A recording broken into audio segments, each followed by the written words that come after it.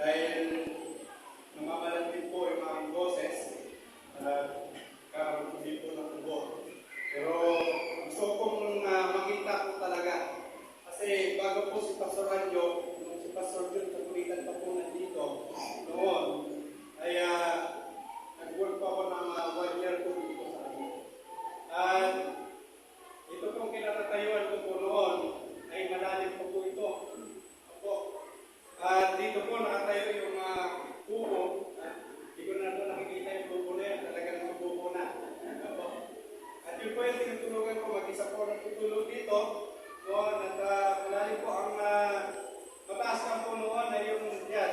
Hindi na po nagbago po yan.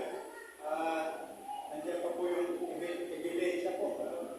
Na yan na po yung aming pinagtitipunan po noon. Na talagang mag-isa po noon na nag-work po dito. Lalakad po sa dyan. Kaya doon sa may plaza. At bibigay po ng trucks, ituturo ng bata. Talagang nung time na yun, talagang ang Panginoon po ang pinanghahawakan po namin na mag-encourage po sa amin. Dahil kapag kami po nag-invite, kaya talagang ayaw nang lumalik pagka na-invite po yung aming iniimbitahan. At natitira na lamang po na nakikita po ngayon dito ay Sister Mami po. No, si Leo ay maliit pa po yan. Talagang yan po kami nagtitikon. Then, nagkataon naman po na pinampakan po ito yung may 4 na truck. Talagang hindi ko po yung pinapala para ipantay po dito. Noong time na yon. At dumating po yung time na sabi ko ni Pastor, napulitan po sa akin, Brad, struggle tayo sa financial. Punta na muna sa main. Hindi ko po alam, hindi ko pala siya nag-discourage na. At yung time din yun, ay inumpisahan po namin yung sa Tutumas Batangas. Sabi nung dumating po ako dito, sabi ni Pastor, may contact na ako ng Brad, umpisa natin. Kaya sige po, Pastor. Umpisa namin, pumunta po kami. Nagsiservice po kami doon ng Saturday. Kaya pag sa Tutumas ay sa Balista po yun. At isabat po nag-service. Minsan ako na po pumunta po doon.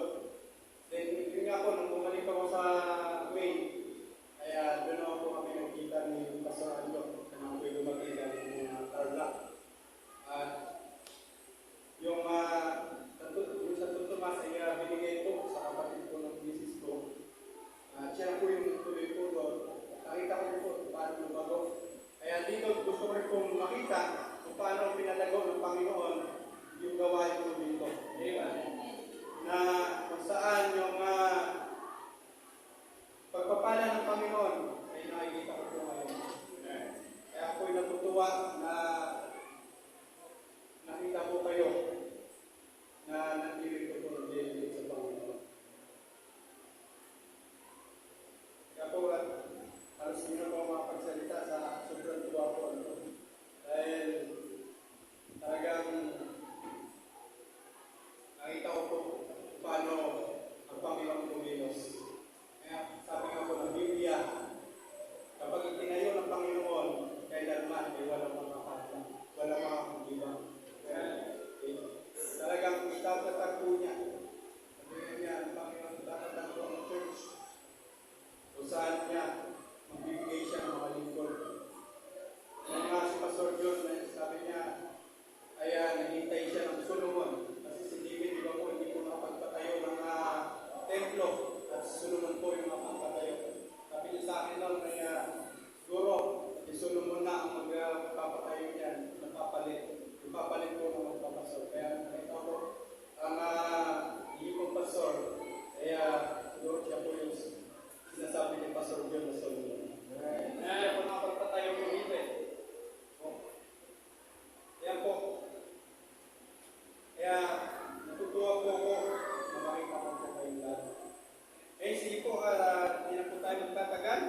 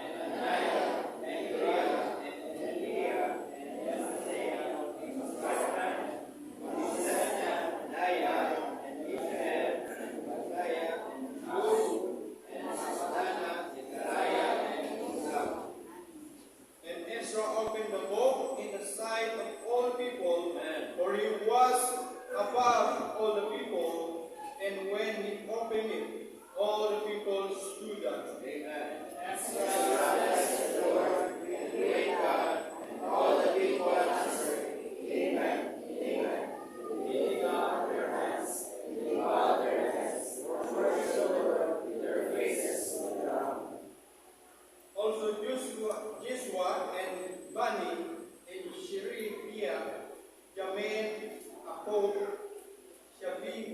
Shabitai, Magdia, Masiya, Elita, Asaria, Yusabad, Hanan, Leah, and the Levites caused the people to understand the law, and the people stood in their place.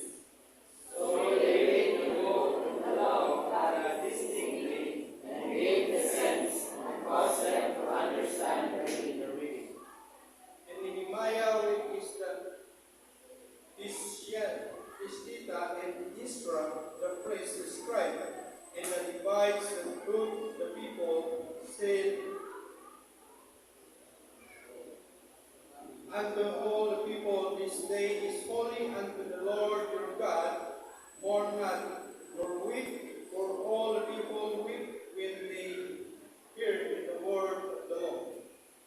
Then he said unto them, Go your way, eat the fat, and drink the sweet, and send portions unto them, for all not is prepared, for this day is holy unto our Lord. Neither it is sorry, for the joy of the Lord is great forever. So the Levites filled all the people, saying, All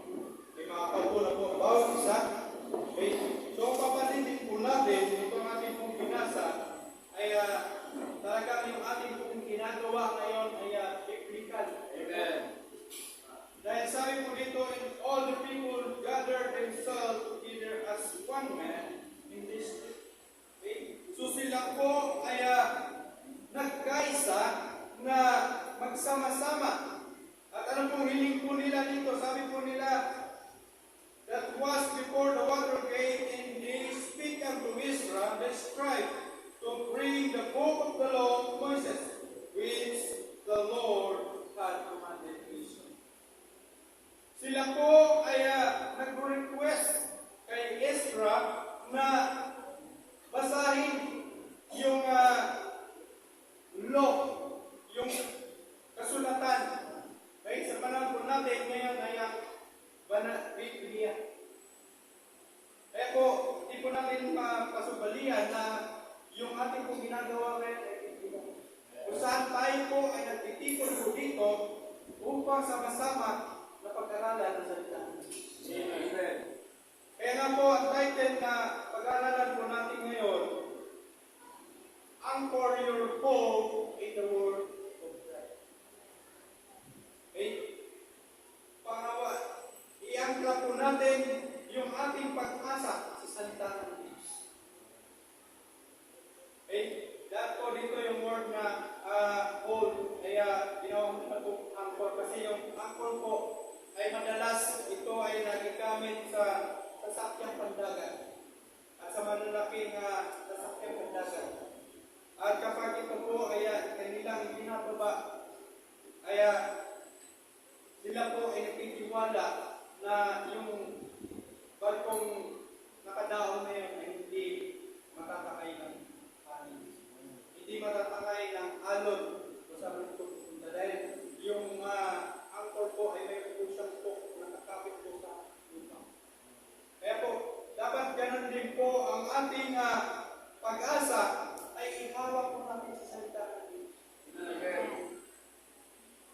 Na kung saan ay kuminsan po ay ang pag-asa po natin ay inaasa po natin doon sa kung ano ang ating kakayanan.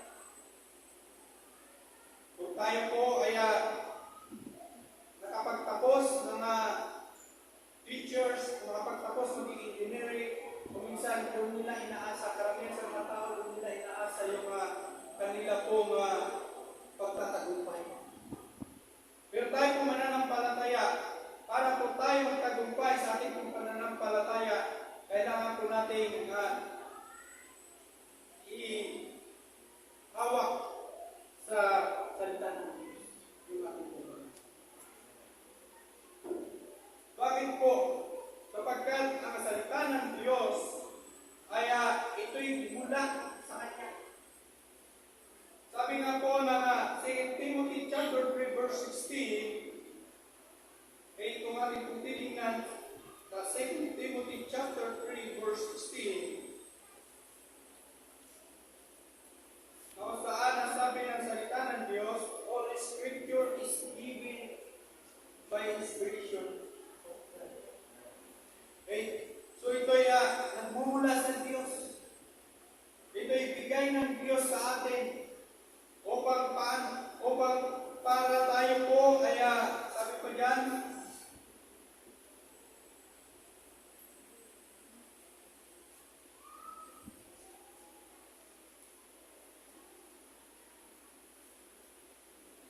ay sabi ka, all scripture is given by inspiration of God and is profitable for doctrine. Upang pakinabang sa katuluhan. Okay? So kaya napakalaga na salita ng Diyos. Okay? And then, for reproof and for correction. Para kung tayo po ay nagkamali, kung tayo po ay may pagkukulang sa Panginoon, ay tayo kinukulit ng Panginoon. Okay? And for instruction and righteousness. Upang tulungan tayo na mamuhay sa kapanalan. Dahil ang Panginoon ay banal at ang bawat isa na kumita sa Panginoon, tumanggap sa Panginoon bilang tagapagligtas ay naging banal. At yun ay gusto ng Diyos na lumakad tayo sa kapanalan. Kaya po may salita ng Diyos upang itulong po sa atin at tayo lumakad sa kapanalan. Alam po natin na makakatulong ang salita ng Diyos sapagkat sa bawat lakad po natin ay ang salita ng Diyos ang siyang nagdala. Sa Psalms 119 verse 105, sabi ng salita ng Diyos, the word is a lamp unto my feet. So siya ay lampara sa ating pong mga paa upang yung ating dinadaanan ay makita po natin. At hindi po tayo matitisod sapagkat mayroon po tayong lampara na binibigay ng Diyos sa atin. Ano pa sabi dyan? And a light unto my path. At liwanag sa ating buhay. Kung makita natin na yung ating paa ay nilalagyan ng lampara upang makita natin yung bawat magpunta. And then sa ating punahan ay ang liwanag. Ganyan po kahalaga ang salita ng Diyos. Ganyan po kahalaga ang salita ng Diyos sa ating buhay bilang mananampalataya. At hindi lamang po yan. Ay pa sa Matthew chapter 4, verse 4, hindi lamang sa tinapay na bubuhay ng tao, kundi sa bawat salita ng mga tao sa bibig. Ito'y pagkain. Hindi lang liwanag, ito rin po pagkain ng ating spiritual na buhay. Sa main po na sa Laguna, ay nito ay nakakatinapay dahil meron po sariling baking. Kung kayo po ay nakakapunta po doon, ay tayo po nakakain ng tinatawag po nilang mother bread. Okay? Pag minsan naman po, pag sa Tarlac po, ay kami pinakadanan po doon, kaya nakakalibre po kami ng pagbili ng tinapay sa umaga. Okay? Masarap naman po pagka hindi po madalas. No? Pero pag yung mga bata po doon ay talagang sabi nila nakakasawa na. Dahil yun po yung umaga po na pagkain po nila. Pero sa salita ng Diyos, dapat hindi po tayo magsawa. Hindi po dapat tayo magsawa dahil ito yung pagkain spiritual po natin. Bagamat minsan paulit-ulit yung preaching, minsan paulit-ulit yung tinuturo dito, huwag po tayo magsawa.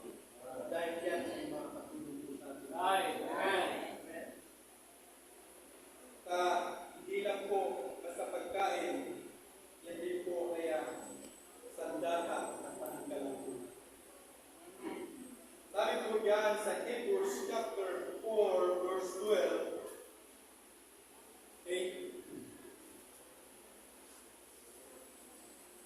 Hebrews chapter 4 verse 12.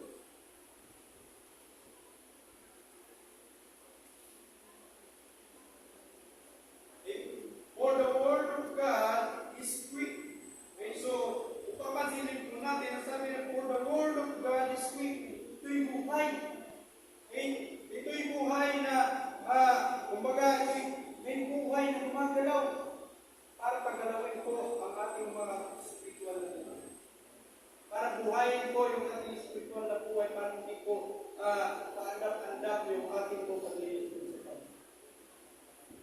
At sabi ko po dyan, and powerful and sharper than any two-edged sword. Okay? Hindi lang basta-basta ito'y buhay, kundi ito ay makapangyarihan na kayang dumapi ng anumang kaaway, anumang mapagsubok na dadaanan po natin ay kayang dapiin sa daan. Sabi nga, ay pwedeng paghiwalayin yung ating kaluluwa at espiritu. Maging yung buto doon sa laman ay pwedeng paghiwalayin sa litaan. Yan po yung pakinabang ng salita ng Diyos sa Biblia.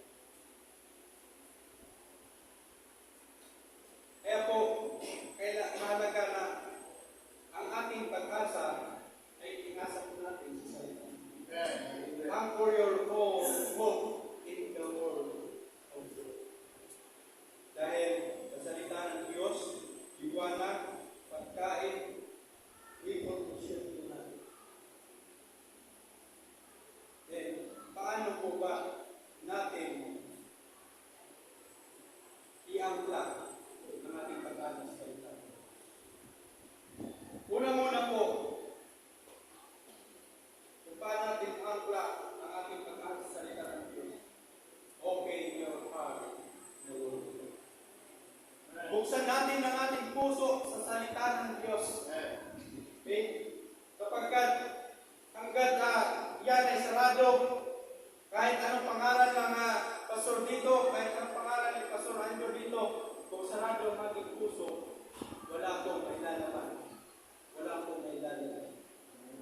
Para lamang kung pumunta tayo dito, napakinggan natin sa kabilang tayo na ating puso sa kabilang tayo.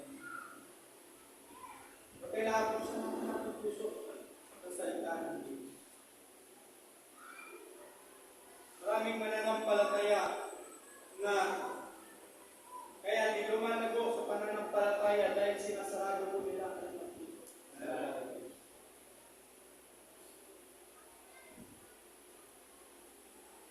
Tayo bilang sa mananampalataya, para tayo lumago sa ating pananampalataya, buksan natin ang ating puso. At ilagay po natin ang ating puso sa salita. Una, we need to spend time in the Word.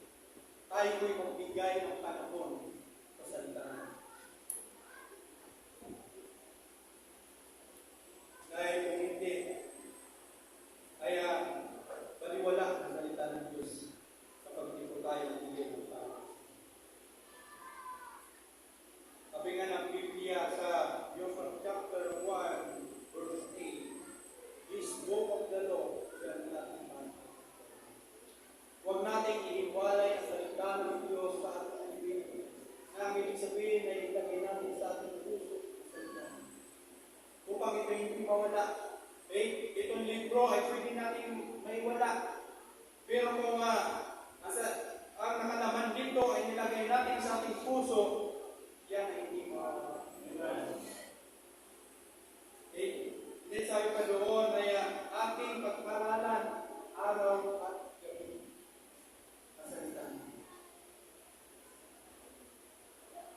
Hindi lang pag-aralan, kundi obserbahan. Ay obserbahan natin kung ano ba tinuturo ng salita ng Diyos. At kung ano ba yung dapat nating gawin. Kasi nga sabi ko kanina sa 2 Timothy, ito na ito yung instruction po sa atin. Ito yung tuturo po sa atin. Dahil may mga salita ng Diyos dito na hindi natin pwedeng gawin. Upag nakasulat siya, para warning po sa atin. Okay? Katulad na lamang po na nakasulat dito po sa Chronicles na kung saan si Solomon ay nakapag-asawa po ng 700 at may kabit po siya na 300. Okay? Pwede po ba natin apply yung sa ating buhay? Hindi po. Yun po ay warning po sa atin upang hindi na po natin pamalisan. Bakit? Si Solomon po ay isang matalinong tao, siya po ang pinakamatalino. Pero sabi niya, ang lahat ay walang kabuluhan. Bakit? Kasi nung siya ay naging matalino, ay nagtiwala po siya sa kanyang talino at lumayo po siya sa Panginoon. Sabi ng Panginoon, huwag kang makibagay doon sa ibang nation. Pero ang ginawa niya, mga nation doon ay yung mga anak ng hari kaya kanya pong pinakasalan. Kaya ano po nangyari pag struggle po sa Solomon? Ano po nangyari sa bansang Israel? Kung tutusin na makalapit bansang Israel kung yung 12 tribes ay nabuo po yun. Pero nung pagkatapos po ni Solomon, nahati na po yung Israel. Pagkahati ng Israel, dalawa na lamang po yung natira ng 10 ang iwalay sa kanya. Sa dalawa yung kanyang anak at iba na nag-aamit po doon sa 10 tribes. At hindi lamang po yung naging struggle dahil sa kagawa ni Solomon. Kundi yung mga Israelita ay lalo pa pong lumayo sa Panginoon. Bakit? Ito po yung binabasa po natin, ito po yung pagbabalik lamang po nila. Nung sila po ay nanggaling sa captivity. Dalawang captivity po ang napagdaanan nila ng time rito. Yung paghahari ng Babylon at paghahari ng First Median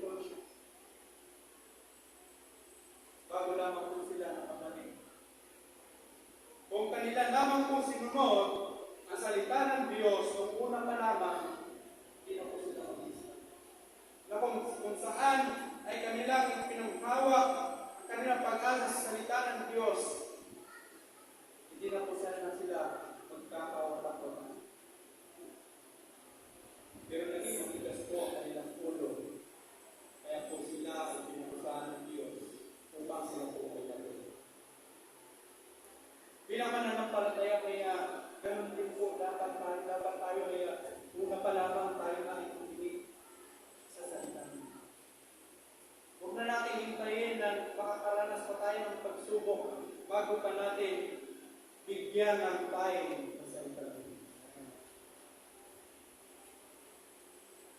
Papansin po natin, dito lamang po sila nagbigay ng time. Sila na po yung nag-request.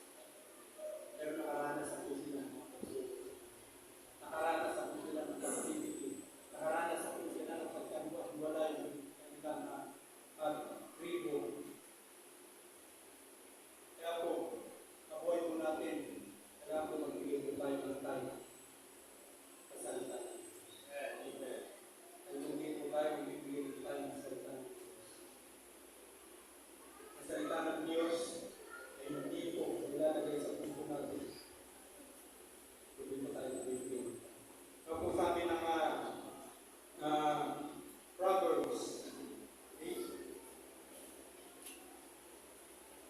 chapter 7. Sabi diyan, my son, keep my words and live up my commandment. Keep my commandment and live. Okay? So, ating pong ingatan ang salita ng Diyos at ating ipamuhay. Okay? And then, sabi pa diyan, bind them upon thy fingers, write them upon thy table of thine heart. Okay? At gawin natin, sulat natin sa ating puso upang yan ay tibol.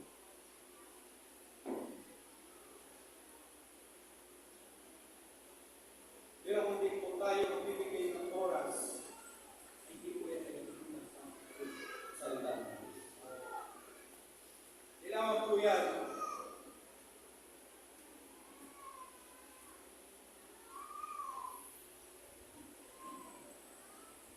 We need still time.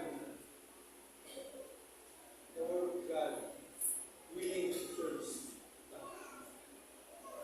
Kailangan po natin na ang ating puso ay pasiyasan po natin sa Diyos. Dahil hindi po natin kaya siyasatin ang ating puso. Na yung puso po natin, hindi po natin nakikita. Bagamat yan, ay nararamdaman po natin, pero hindi po natin kaya siyasatin yan. Sabi nga po ng salita ng Diyos sa Jeremiah chapter 17, verse 9, 10. Okay?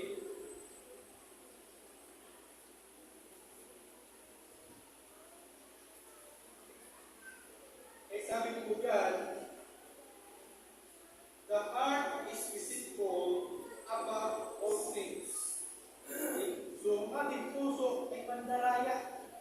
Kaya hindi po natin yung kaya sa atin. Kaya kasinasan po natin yan sa Panginoon. Sabi pa dyan, and this spirit wicked. Okay? So, yan ay makasalanan. Yung puso natin ay makasalanan. Kaya nga po, namatay ang Panginoong Jesucristo para sa atin dahil tayo ay makasalanan. Tayo tinubos sa Panginoon sa pagiging makasalanan. At bilang mananampalataya, ay kailangan pasiyasan po natin yan sa Panginoon. At sabi po po dyan, to in glory. Okay? And the Lord search the heart. Okay? So ang Diyos ang siyang magsisiyasat sa ating puso. Kaya sabi ko nga, hindi po natin yan kaya magsiyasatin. Hindi po natin kaya baguhin ang tanging makakapagbago lamang po dyan. Kaya nga po, marami na yung mga may bisyo. Okay? Sabi nila naman kaya ng pagbago. Bakit na pa kaya ng pagbago? Dahil wala po ang Panginoon sa kanilang buhay. Pero kung nasa kanila po ang Panginoon, magbabago po nila. Dahil ang Panginoon ang magbabago po sa kanila. Hindi po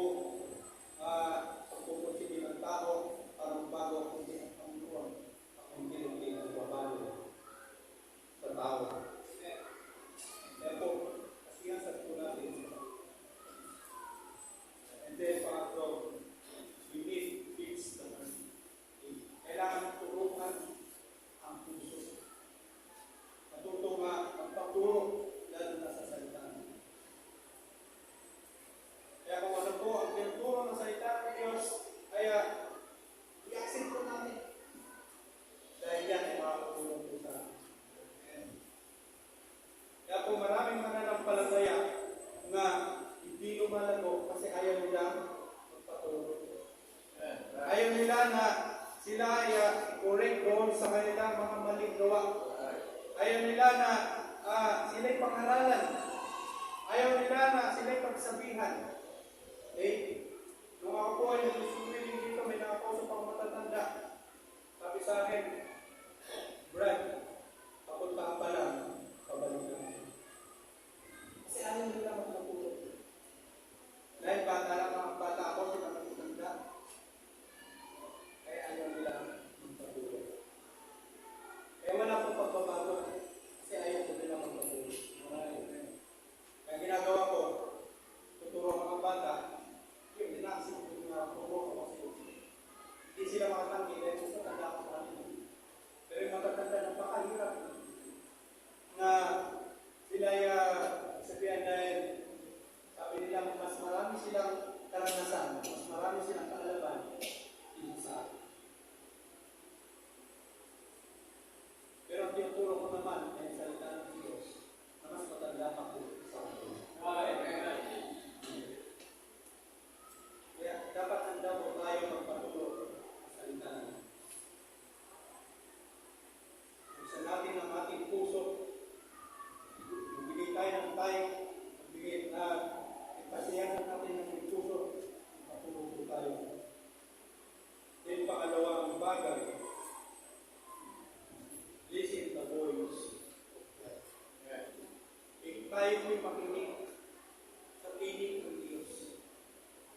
Bagaman sa panahon po natin ngayon ay hindi na po natin maririnig yung talagang tinig ng Diyos mismo. Dahil sa panahon po ng mga prophet, sa panahon po ng mga apostol, naririnig pa po nila ang tinig ng Diyos. Dahil sa mga propeta noon ay personal na tinig ng Diyos ang naririnig nila. At yun ang kanilang sinasabi, yun ang tinuturo po nila. Pero ngayon, ang tinig ng Diyos ay ito na po. Sinulat na po. Ito na po yung tinig ng Diyos. At ito po yung ating pagtutulad. Dahil ito yung complete na salita ng Diyos. Sabi nga po, ng Revelation chapter 3, verse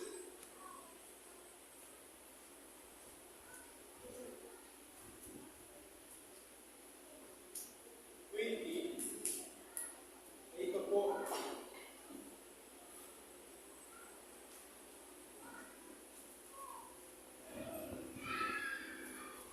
Revelation chapter 3.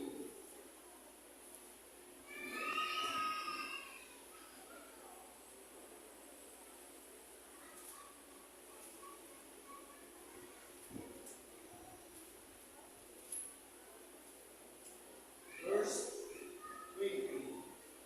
Behold, I stand at the door and knock. If any man hear my voice and open the door, I will come to him and sup with him and with him. Okay, so, sabi, sa salita ng Diyos, siya tumatayo, okay, at kumakatok sa ating pong mga puso. At kung sino man ang marinig ng kanyang tinig at pinagbubuksan ito, ay papasok at siya ng kanyang tinig sa kanya. Ganyan po ang tinig ng Diyos na ating pong marinig. At may dalawang klase po na nakikinig. Sa Luke chapter 6, verse 47 to 49, dalawang klaseng taong nakikinig sa salita ng Diyos.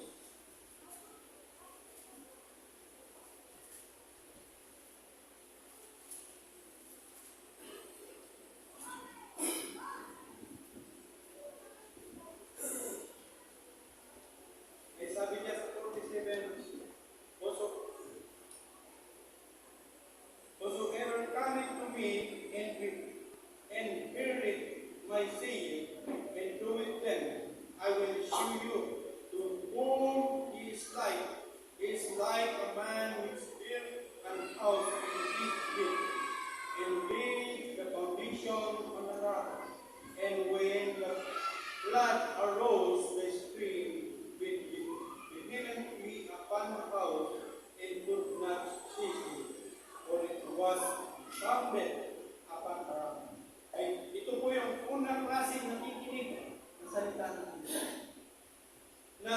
saan siya ay yung napakinggan niya, kanyang ina-apply, kanyang ginawa. Okay? At sabi dito ay siya katulad ng isang nagtayo ng tahanan kung sa bato. Na kung saan ay bukay siya ng malalim na foundation at ito ay hindi man lang nangina. Okay? Ganun dito kung ang ating foundation ay nilalagay po natin sa salita ng Diyos, ano mang mapagsubok sa buhay po natin, ay hindi po tayo mag-iiba. Ang church na ito noon ay sinusubok po ng Panginoon. Kung paano na talagang nag-struggle kasi si Pastor Richard noon ay nag-isa po siya doon sa malapit tulog sa plaza noon. At lumipat po sila dito ay siguro ng Panginoon. Pero ang pagsubok na yon ay nalagpasan. At nakita po natin yung talumpay ko. Kaya kung ang ating foundation ay nakatatag, nakatayo sa salita ng Diyos, kailangan hindi tayo. Dahil kung kami na nakasaksi sa pagsubok na yun, hindi na kami, wala na kami sa Diyos. Kung si Mr. Maggie ay natinag sa pagsubok na yun, ay hindi ko sana sa nakikita ko rin. Pero hindi matatag dahil nandun yung pamilya sa salita. Amen. Dapat pwede po tayo mananampalataya kung saan ang salita ng Diyos ang ating pagbawakan ng ating ilagay ng ating foundation. Hindi katulad ng isa na nagtayo sabi dito, but he that heareth and doeth not is like a man that without a foundation built an house upon the earth, against which the stream did beat vehemently and immediately is filled, and the ruin of the house was surasira. Dahil hindi niya sinunod, hindi niya ginawa yung salita ng Diyos. Bagaman napakinggan niya, pero hindi niya in-apply sa buhay ko. Napakalaga po na yung ating mapapakinggan sa salita ng Diyos ay may apply ko natin. Kaya po, yung pangatlo po nating points, kunyari, respond the word. Yung pag-respond po natin sa napakinggan po natin. Doon sa aking mga binasa, makita po natin doon na yung mga Israelita, sila nakinig, sabi doon, attentively nakinig sila. Pinakinggan nila yung binabasa po ni Ezra sa kanila na salita ng Diyos, yung law of Moses, na noon ay yung panahon po yung binabasa nila sa panahon po nila. Yun pa lang po ang turo ng Diyos. At ang kasulatan kasi noon ay ang hiwalay pa. Hindi katulad po ngayon na nakasulat na buo na. Noon ay hiwalay yung prophecy nakaliwalay, yung law of Moses nakaliwalay. Ngayon po ay sama-sama na po na ilagay ng Panginoon upang maturuan ng hindi ng so, anong respond po nila? Makita po natin, nasabi po doon sa salita ng Diyos, and Ezra the priest wrote the law before the congregation, both of men and women, and all that folk hear with understanding. Upon the first day of the 7th month, and he read therein before the street that was before was the water gate, from the morning until the midday. Okay, so ito'y binabasa ni Ezra mula umaga hanggang tanghali. Okay? Kaya yung ating pong pag-aaral ko ngayon talaga pa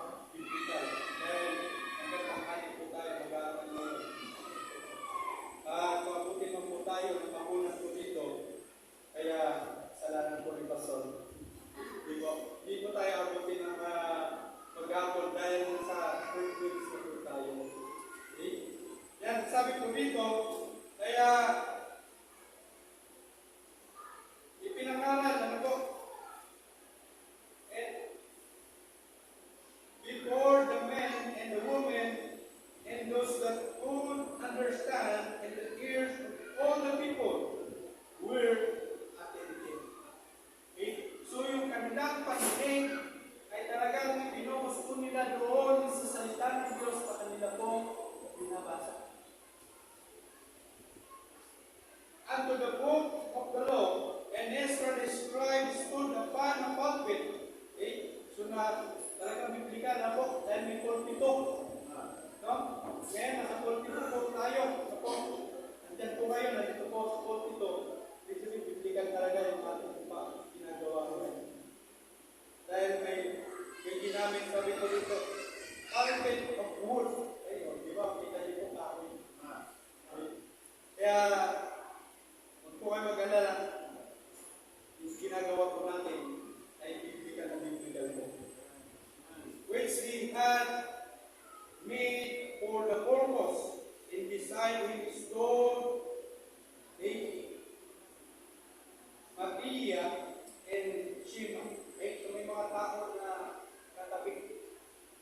And in verse 5, and Israel opened the book in the sight of all the people, for he was above all the people, and when he opened it, all the people stood up. Talagang sila po ay nakinig. And Ezra blessed the Lord, the great God, and all the people answered, Amen. Amen. Ibig sabihin, pag nag-iipin po, kaya sila po ay nakikinig sa Lord. Amen. Kaya, di po masamang mag-amen pagka makinig ko na salita ng Diyos. Kaya po ay biblikan na po. And then, makita po natin sa verse 8, hanggang verse 18, kanila po inapnan. Nag-uwi po sila sa salita ng Diyos. Una, willing to obey. Sila sumunod sa salita. Hindi naman po yan, kanila po inapnan kung ano ang sinasabi ng salita. Mababasa po natin yan at medyo marami babasahin. Kaya, tingnan lang po at makita po natin yan na ginawa po nila. Tinupad po nila yung narinig po nila. Kaya, ganun din po dapat tayo mananampalataya ngayon. Kung ano po yung narinig po natin, yung salita ng Diyos po pa rin po. I-apply po natin sa ating buhay. Then, pangatlong bagay, we need to trust. Kapag in-apply po natin sa ating buhay, kailangan mayroong pagbabago. Okay? Kailangan may mabago po. Kung tayo kinokorek ng Diyos, kailangan po natin matuloy. I-apply natin yung pagkokorek ng Diyos sa atin at patuloy po natin. We need to trust. Sabi nga po ng Romans chapter 12, 8 verse 2,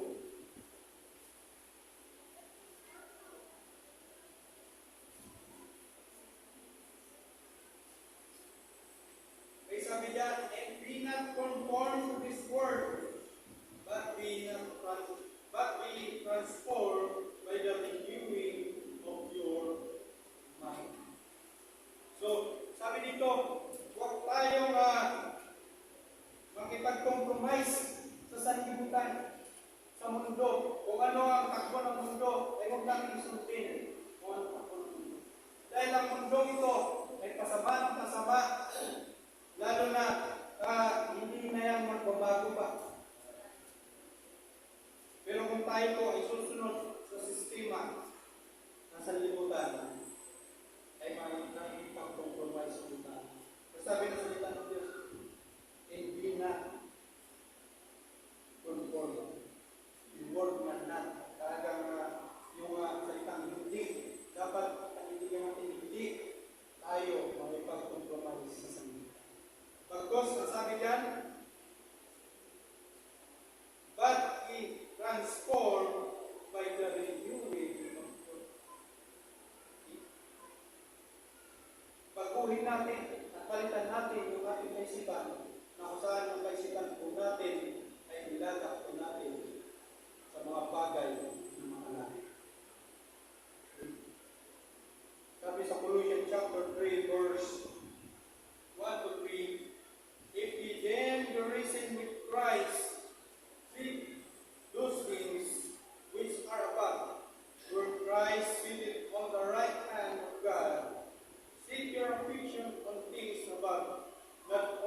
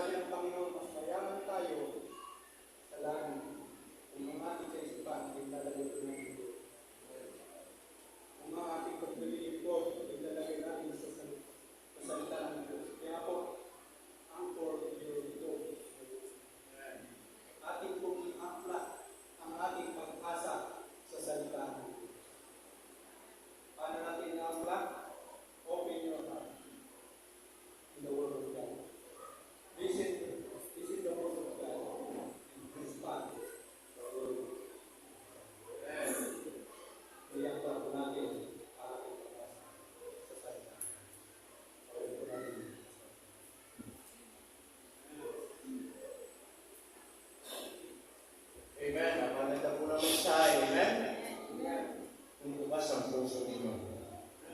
If you will open your heart habang nakikinig tayo ng preaching, you will understand very well kung ano po yung tinuturo sa atin ng Panginoon. But if your heart is closed while our preacher is preaching the Word of God, hindi talaga natin maintindihan kung ano yung pinag-aaralan natin ngayong umaga. Amen? Kaya nga po sana, mga kulit, sabi na kanina ng pagsalita, iangkla natin. Amen? Yung ating pag-asa sa salita ng Diyos. Sabi ko ng banal na kasulatan, mga kulit, heaven and earth shall pass away. One day, everything in this world will pass away. Amen? But the Word of God shall stand forever. The Word of God shall never pass away. Hindi po mawawala ang salita ng Panginoon. Amen? Buksan natin yung puso natin. Makinig tayo ng salita ng Panginoon. Amen? Nandito tayo sa church every Sunday dahil sa salita ng Panginoon. Kung nandito tayo para sa mga bagay at hindi sa Panginoon at sa Kanyang salita, then magiging walang halaga ang ating pinag-usapan, ang ating pinag-aralan. Uwi tayong walang natutunan. Uwi tayong hindi tayo pinatagpo ng Panginoon. Amen? Kaya nga po, sabi ko nga po mga kulit, every time we go to church, i-prepare na po yung buhay natin. Hindi po dito, sa bahay mo pa lang, there must be a preparation of the heart. Amen? Nagpanalangin natin sa Panginoon, bago tayo pumunta sa church, Panginoon, pupunta ako sa church. Itama mo yung puso ko. Pupunta ako sa church, Panginoon, magpapasalamat ako sa iyo sa lahat ng kabutihan mo, ay buksan mo yung aking puso. Turuan mo yung puso ko, upang sa ganon, ano ba yung preaching na mapapakinggan ko, ay maluwag natin tatanggapin at pagpapalain tayo ng Diyos. Amen po mga kulit? Nasabi ko mga kulit, hindi lang natin i-open, hindi lang natin papakinggan, at kung sabi doon, response. There must be an application. Sabi ko ni James, mga kulit, huwag lang manatiling tagapakinig. Kahit hindi ko pinag-usapan kung gano'n karaming preaching na pakinggan sa buong buhay Kristyano mo. It's good to have, it's good to listen, and it's good to hear preaching of the Word of God. Amen? But the most important is this. Sa lahat pa ng napapakinggan natin, ina-apply pa natin. Amen po ba? Kaya huwag sabi ni James, huwag tayo makinig lang. Ano ba yung napakinggan natin? Ganapin din naman sa buhay natin. Kaya nga minsan, meron mga Kristyano, mga kulit, bakit gano'n? Mga Kristyano, parang wala nang bago sa buhay nila. Amen? Minsan, meron tayong marinig. Minsan, mahirap, galing mismo sa ibang tao, galing sa mga hindi mananampalataya, nakikita tayo, simba ng simba, nakikita tayo, pakinig ng salita ng Panginoon, umuwi tayo sa mga tahanan natin, walang nagpabago. Wala bang transformation? Wala bang magpabagong nakikita? Amen mga kapatid? Kaya na yun yung minsan mahirap sa mga mananampalataya sasabihin, ay tara, nagdala sa church namin. Ayaw ko, wala naman nagbago sa iyo. Kaya ang napakahalaga, mga kapatid, kung ano man yung napapakinggan natin, hindi lang natin ito i-apply, hindi nakikita ito ng mga hindi mananampalataya. So that every time we invite them to church, amen, they will never put a question sa buhay natin. Amen mga kulit? So tayo po naman ng palataya tayong umaga, napakalaga iyangkala natin ang pag-asa natin, yung salita ng Diyos, iyangkala natin yung pag-asa natin sa salita ng Panginoon. Amen? Upang sa ganoon, ano man yung pagsubok, ano man yung punos, ano man yung pagdaanan, hindi po tayo matitingnan. Tama? Yung mga barko, di ba? Inaakla. Importante niya siya yung mga akla. Amen mga kulit? Importante yun yung mga akla. Meron mga dalawang magkaibigan na meron siya nagtanong, sabi niya, halimbawa, ay meron isang tao, sabi niya, halimbawa, meron kang bangka, tapos ilan ang akla ng bangka? Sabi niya, usually isa. Basta talaga meron isa. Sabi niya, halimbawa, meron dumating na bagyo, ang gagawin mo? Iakla ko. Pag may dumating pag dalawang bagyo, ilan ang gagawin? Ano pag gagawin mo? Iyak lang ulit, dalawa na yang plan. Pag may dumating pang bagyo, ano gagawin mo? Iyak lang ulit. Eh di, tatlo na yang plan. Sabi niya, hanggang puro ganun ang tanong, ilan? Pag may dumating na bagyo, ano gagawin mo? Iyak na naman. Pag may dumating na bagyo, iyak na naman. Hanggang 10 akla, binatukan niya. Sabi mo, isa lang ng akla mo. Saan ka nakakuha ng maraming akla? Balik naman yung tanong niya, saan ka nakakuha ng maraming bagyo? Okay? Alam niyo, mahalaga yung akla natin sa salita ng Panginoon. Amen? So, may pumaga sana, na-remind po tayo, mga kapatid, lalo na tayo pumamana ng palataya, na hindi ko natin ilagay ang pag-asa natin. Hindi po sa mundo, hindi po sa mga tao, hindi kanino man, hindi ang salita ng Diyos. Amen? Kung meron po tayong huwag aalisin sa buhay natin, listen to me very carefully, yun po yung salita ng Panginoon. No matter what you're doing in your life, bigyan mo ng panahon ng salita ng Diyos. Amen? Isa nakakalungkot, we're so very busy, we're so very a lot of time sa maraming bagay, yet meron pa na tayo nakakalimutan. Pinakamahalaga sa buhay natin, yun yung salita ng Diyos. Amen? Hindi po, mga kapatid, walang problema kung busy ka, walang problema kung marami kang ginagawa sa buhay mo as long you know your priority. Amen, mga kapatid? Nagtatrabaho ka, you must spend time with God. Amen? Kung puro trabaho, salita din ng Diyos. Kung puro pag-aaral, salita din ng Diyos. Amen, mga kapatid? Darating ang araw, mga kapatid, sa panahon na susubukin tayo, hindi lahat ng trabaho tutulong sa problema natin. Hindi lahat ng pera kinikita mo makakatulong sa solusyon sa problema mo. Hindi lahat ng natutunan mo sa school kaya ang solusyon sa problema mo. Amen? Dahil ang meron mang tutulong sa atin, bibigyan tayo ng wisdom, yung salita ng Panginoon. Amen, mga kapatid? So, salamat po sa Diyos. Meron po tayong salita ng Panginoon. Kaya nga bilang mananampalataya, ito yung huwag natin aalisin sa buhay po natin. Sabi po ng binasa po ng ating salita rin na ito yung maging ilaw, ito yung maging labay. Amen? Sa mundong madilim, ito yung ating magsisilbing liwanag. Tama? Ito yung gagawin sa mga paa natin upang hindi tayo mapahamak. Amen, mga kapatid? So that's why this morning, napakaganda ng mensahe. Sana pinagpala tayo. Amen? Talagang biblical, di ba? Sabi sa verse 4, ano sabi doon? Mga kapatid? Ano sabi mo doon, mga kapatid, sa verse 4 o sa verse 1? Binalihan po ni Ezra yung mga tao. Tama? Gumawa sila ng pulpit na kahoy. Kaya biblical, kahoy yung pulpit natin, tama?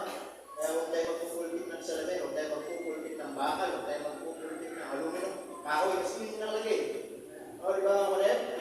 At kung babalikan ninyo, sabi doon, nandun yung mga tao. Amen? Nangaral siya. Tama po ba? Ano sabi ng Bible in verse 5? And when he opened it, nung binuksan niya yung word of God, amen? Yung law of Moses, ano sabi nung doon sa verse 5? All the people stood up. Kaya every time we open the word of God, paggalang yun, tumantay yung tayo. Tama? Kaya nga, di ba, pag may nag-preach, tayo po lahat ay tumayo. Bakit? Pagpapakita ng paggalang yun. Kaya sabi dito, nung binuksan daw ni Ezra, yung law of Moses, ano sabi doon? All the people. Tumayo silang lahat. Kasi pagpapakita ng paggalang yun. Amen, mga kapatid? At habang nag-preach siya, ano sabi ng mga tao? Amen! Amen! They are shouting Amen. Kasi nag-bless sa salita ng Panginoon. Umagos sila sa salita ng Panginoon. Kaya pag meron pa sila sinabi, Amen! Ano sasagot? Amen! Amen! Tama, mga kapatid? Ano po din? Nung sila po ay natapos na po sa preaching. Ano sabi doon? They bow their heads. Ito na yung prayer. And worship the Lord. And with their faces and down to ground. Ito na yung invitation. Amen, mga kapatid? So yung ginagawa natin, napaka-biblical eh. Tama? Kaya salamat sa Diyos, hindi nagkakamali kung yung ginagawa natin. Hindi tayo dito tsamba-tsamba lang. Kung ano yung pinapakinggan natin, ano yung ginagawa natin, yung pinapangaral natin, it's in the Word of God. Amen?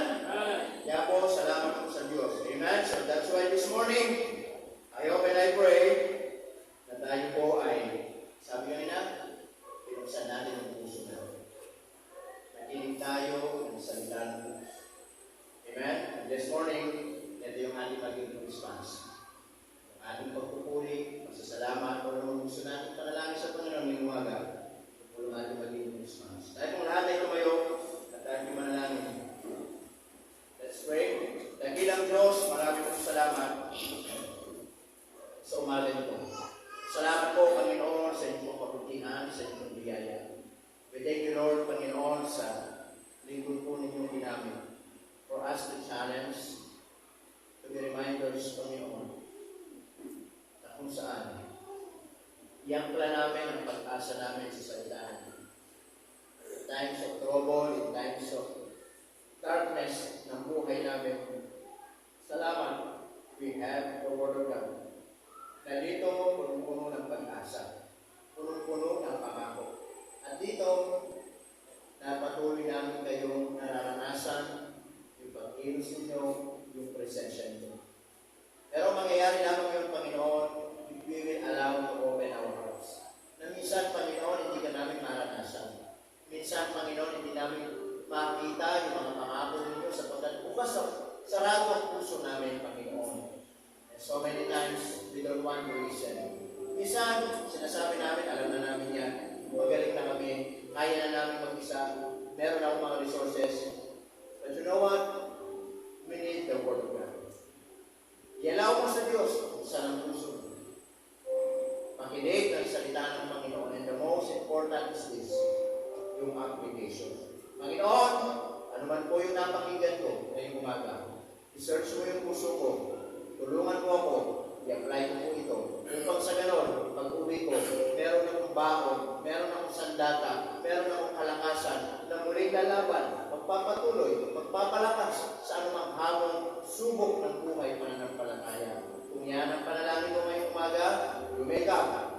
Inata open po yung tumang. Saan mo yung puso mo, ano man yung ipag-pray mo sa Panginoon, Panginoon, search my heart, search me, O God, search me, O God. If there any wickedness in my heart, Panginoon, patawarin mo po ako. Ayaw mo na ilang Diyos na nagsisimba ako, pumupunta ako sa church, na wala akong natututunan, Panginoon. Ayaw ko malugi, Panginoon, at nagpupunit ako, namamasaya ako, at nagsasacrifice ako, pupunta sa church, and then, wala kang natutunan. You know what? Wala akong problema sa Diyos. Wala akong problema sa salita ng Panginoon. Minsan ang problema yung puso natin. At yun yung ayaw ng kaaway. Yun yung ayaw ng demonyo, mga kapatid. Ayaw ng diablo na pupunta ka sa church na may matutunan. Na pupunta ka sa church na hindi ka na-bless ng Word of God. Na pupunta ka sa church na wala nagbago sa buhay mo. Ayaw ng kaaway yun. Ang gusto ng Panginoon, pumunta ka dito, na magpupuri ka, magpapasalamat sa lahat ng biyaya, sa lahat ng kabutihan, sa lahat ng katapatan niya sa buhay mo. Sana, every Sunday, lagi mong ipagdasal na pagtagumpay sa buhay mo ay ang Panginoon. Meron pa po ba? Yumega, ano man ang gusto mong ipanalangin sa Panginoon, okay ka, malaya ka lumapit. Malaya kang manalangin. Malaya kang iiyak ng mga nasa puso mo. Tandaan nyo, buhay ang Diyos na dinadalanginan natin. He cares about us. He cares about you. Alam niya yung puso mo. Alam niya yung pinagdadaanan mo. Alam niya yung pangangailangan mo. Alam niya kung ano yung mga pangarap mo. Alam niya kung ano yung goal mo sa buhay. Alam niya kung ano yung mga prayers mo. Yeah, you wake up, God is waiting. You can talk to Him. Amen. Meron pa po ba? Napaganda po ng mensahe. Yang pala natin. Yung ating pag-asa. Anchor your hope in the Word of God. But it will be possible if you will open your hearts. If you will listen attentively, very carefully, sensitively to the preaching of the Word of God. And after that, makita ng Diyos sana kung anong response mo sa Diyos. Huwag mong patigasin ang puso mo. Huwag mong patigasin ang puso mo.